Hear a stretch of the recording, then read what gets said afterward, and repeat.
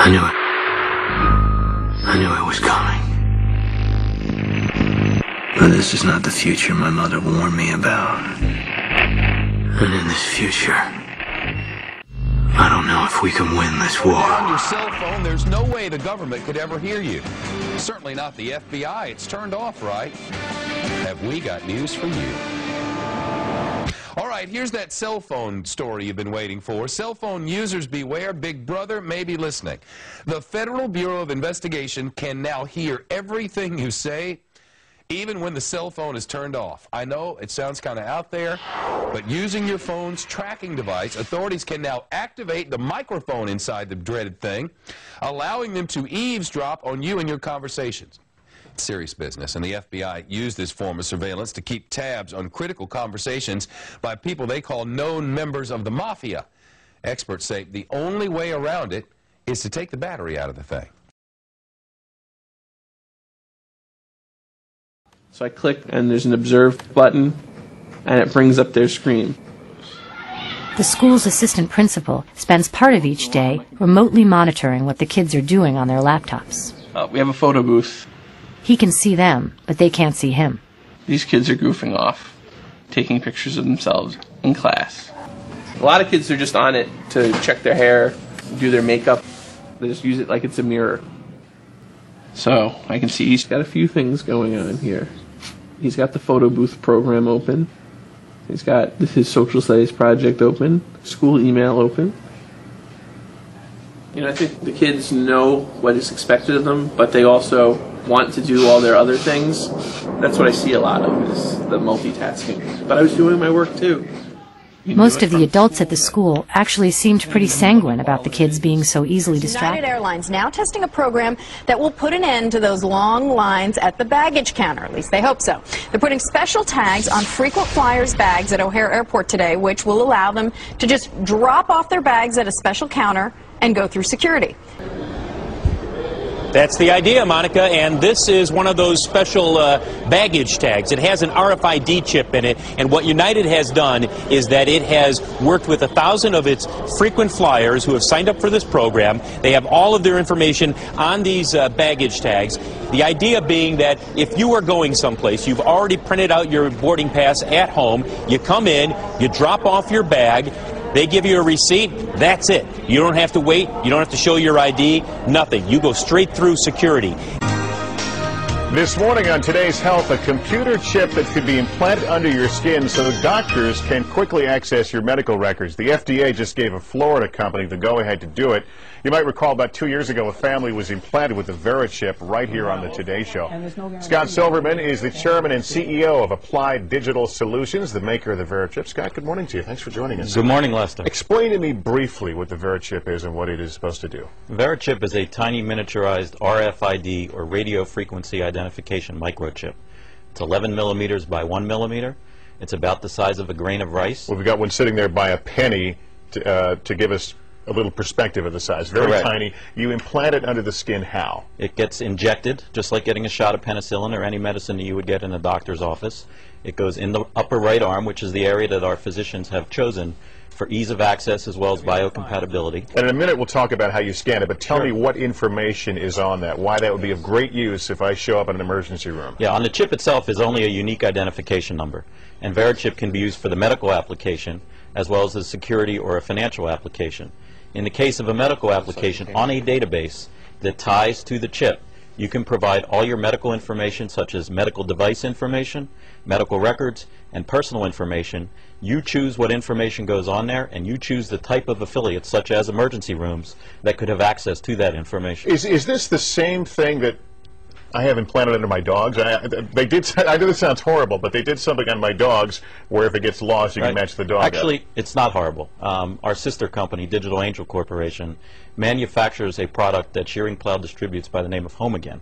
Home Again is the implantable microchip for dogs and cats. Same technology. Same technology. Millions of them a year go into dogs and cats around the world. In fact, a few weeks ago here on the Today Show, you had the American Kennel Club who actually scanned a dog on national television with our chip and our scanner. All right, enough about dogs now. Yep. Again, you go to the emergency room, this information is there, but to access this, the hospital has to have the scanning device. How soon will hospitals have the technology to match up with this chip? Well, thanks to the FDA and their diligent work over the last 2 years, we now have the clearance to go to market with both the chip and the scanner. All right, show me how this works, because you've got a scanner here, and you have a chip implanted. Is it underneath your right arm? It's in the right arm. You power up a scanner, and you simply scan the arm. And once you scan the arm, you'll see that the identification information. And on the laptop here you have it hooked up to, it says some number, but that doesn't tell me anything about your health condition. Now, from that number, they access your health records. Right, that's correct. If you go into further detail on the database about Scott Silverman, it'll have my driver's license information, it'll have medical information, it'll have financial information, and it'll have security information for ingress and egress into facilities. All right, you hear the sound in the background, people saying, "Big brother, too much information, a little scary." How do you respond to that? Well, you know, it's interesting. I used to get that question a lot 2 years ago. Today, we've gotten it a lot less. In fact, the Attorney General of Mexico and some of his staff have received this chip for security purposes, and when the acceptance rate of the product goes up significantly like it has, some of the privacy concerns go down. But to answer your question directly, Lester, what most people are concerned with is the invasiveness of this, that it goes in your body. And as we know with pacemakers and other medical devices, that when people accept it for its applications and for its ability is when it'll work its way into society. It won't be tomorrow, it won't be next week, but 2, 3, 5 years from now, slowly but surely it'll work its way into the mainstream. All right, Scott Silverman, thanks very much for coming on and talking about this. All right. More now of our special coverage here tonight, life in the U.S. in 10 years' time. By that time, there may be all kinds of new ways to safeguard and identify all those things that make each of us unique, our faces, even our fingerprints, even our eyes. Here now with more on the future of technology, NBC's Tom Costello. The year is 2017. You're rushed to a hospital unconscious with no ID or medical history, but thanks to a microchip under your skin, it's all there. Science fiction 20 years ago, but a biometric reality today. The technology is based on answering one simple question. Am I who I say I am? Already, fingerprints and iris scans verify passenger identities at airports. Within 10 years, that technology may be even more widespread. And look for more complex facial recognition programs that scan a crowd of thousands looking for a single terrorist.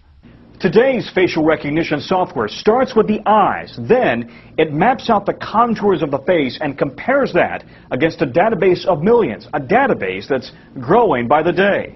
What's next? At the University of Bath in England, researchers predict big changes for consumers. I think it is possible to free us completely of our wallets and keys using biometric technology, if that's what people want in 10 years' time.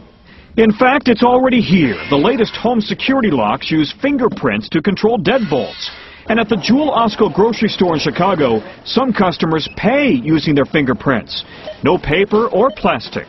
You don't really need anything other than your hand, and you already got that with you. So will future department stores scan our irises, like in the movie Minority Report, then offer products catered to who we are? Hello, Mr. Yakamoto. Welcome back to the Gap. Experts say that technology is here now. The challenge is to safeguard our privacy in a brave new world. Tom Costello, NBC News, Alexandria, Virginia.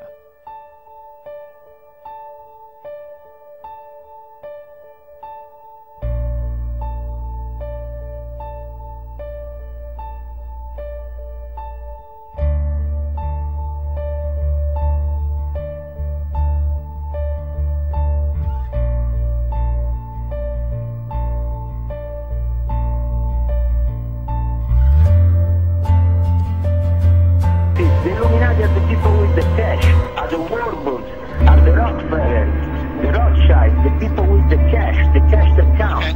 The rest is literally nothing because they want the war. They are making money over the war. They sell weapons, these people. And if you continue to do what you do, you're going to just help them continue with establishing the New World Order until they microchip you.